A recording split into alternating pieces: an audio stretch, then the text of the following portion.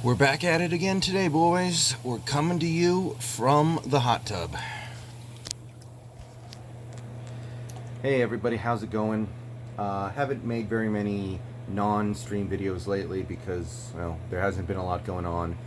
We're still popping things off every day in the stream.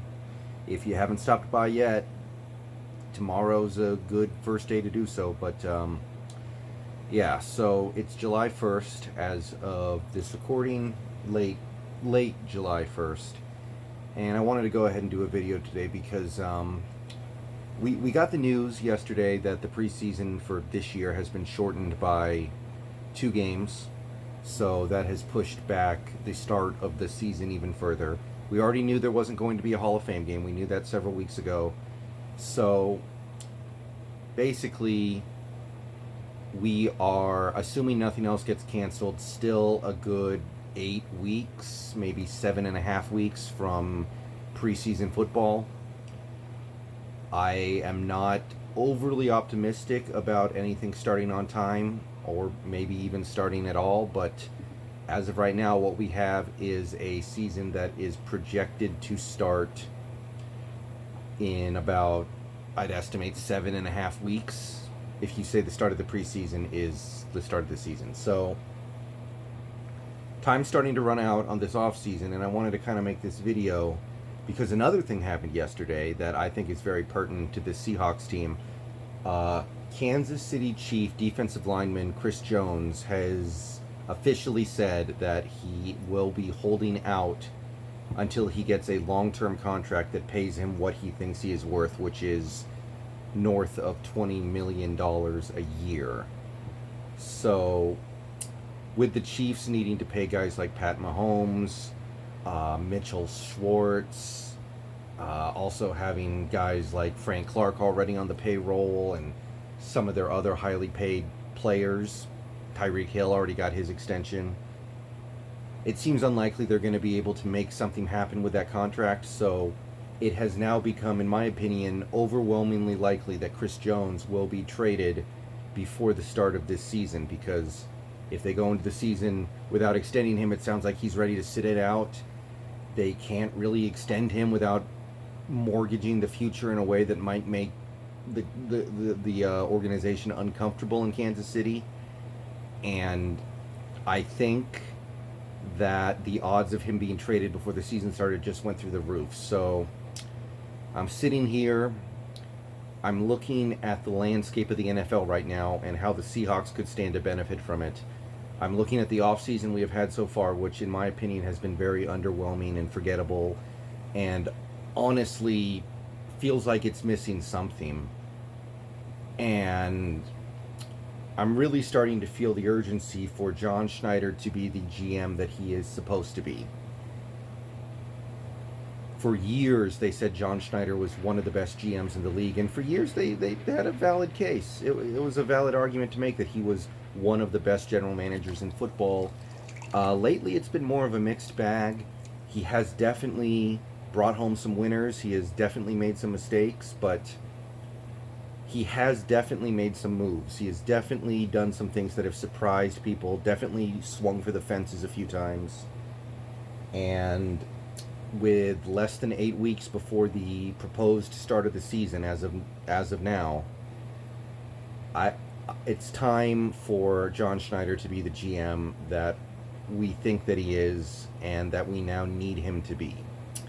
Because right now, I'm looking at the NFL, we have 3 superstar level players, or at least star level players, who want trades from their teams that are in the AFC, meaning that an NFC trade seems most palatable to those teams. You have Chris Jones.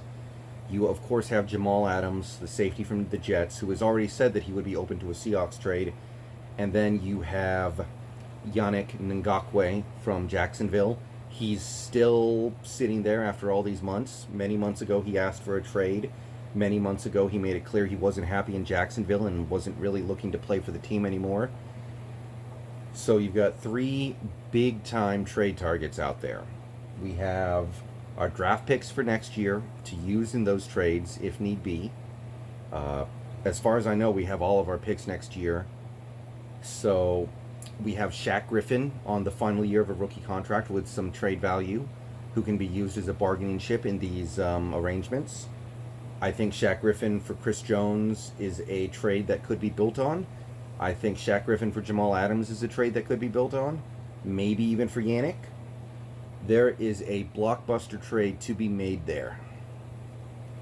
I see 2 big-time free agents still on the market, and at least a couple other solid ones. You know, obviously Clowney, obviously Everson Griffin. Those are the 2 ones that most Seahawks fans have been buzzing about for most of this offseason. I also see guys like Markus Golden still out there. Not the most exciting guy in the world, but he had a double-digit sack season last year. He's still out there. You can go get him. John Schneider, I need you to make something happen with one of those guys. And finally, you have rounding out the wide receiver core, which I think needs to be improved upon if we want to get to where we want to get to on offense this year. Obviously, Antonio Brown, who I don't think it's going to happen at this point, but I'm open to it. Josh Gordon, he's the obvious consolation prize in the AB sweepstakes and might end up fitting this team a lot better than AB. So there's Josh Gordon, and there's even a guy like a Martavis Bryant, who somebody in chat today brought up, and it was something that I hadn't really thought about until today, but the more I thought about it, the more I thought it made sense. So there's another guy who I think could make our offense better immediately, assuming he's in football shape. So yeah, basically, I need this team, I need this GM, this front office, to be who he is supposedly. And it's starting to get a little dire here, because if we roll into September with the offseason that we've had so far, I don't think that's enough, and I don't think this season's going to go the way we want it to go, just because we didn't do enough to address the holes we had this year. And you know, maybe that stems from not believing that we have those holes, but I think us real fans who really watch the games and really think about this stuff can see it. I know I can. So this is just a general call for John Schneider to do something to get some gas back in the fan base, because I'm just not gassed. Not only are we dealing with all this crap about potentially the season might not happen, we're all concerned about the fact that we might not have football this year. I'm just not really hyped for it given the offseason as is. So I gave you 3 big trade targets: Yannick, Jamal Adams, Chris Jones. I gave you 3 big free agent signings in Clowney, Griffin, Golden, and I gave you 3 smaller receiver signings: AB, Josh Gordon, Martavis Bryant. Bring me some of that action. Please do not strike out on all that by the time this offseason's over. All right, I'm out. Go Hawks. See you in the stream tomorrow. And yeah, I need to see some urgency in this front office, because if this is indeed Pete Carroll's last year, you got to let him go out with the best swing that you can possibly muster. All right, I'm out.